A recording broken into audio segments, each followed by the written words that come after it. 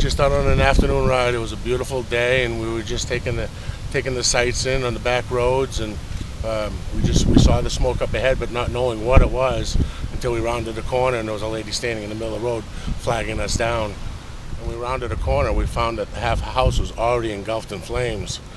The girl had flagged us down and asked us to call 911. Well, three of my friends stopped to talk to her to try to calm her down. I had asked her if there was anybody else still in the house. When she replied, there was an older woman in the house. So I ran to the house. At the same time, I seen the old lady through the door. We were probably about 6 feet from the flames when I told her that she had to get out of the house quickly.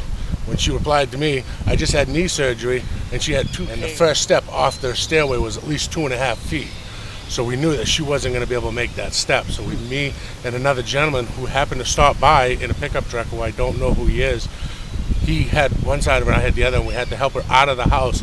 And no sooner that we got her out of the house, and probably 2 steps from the house, something had exploded in the house, and the roof lifted probably about 2 feet and then came back down. It was a metal roof. Really? And that's when we decided that we had to get away from that house as fast as we could. She'd only take a couple steps and she wanted to stop because she was in a lot of pain, but I could feel the heat on my back, and I kept telling her that we had to keep moving on. And when we finally got her probably about 50 feet from the fire, that's when the rescue unit showed up. Then they took over to help her, give her a place to sit down and get her to be safe from the fire.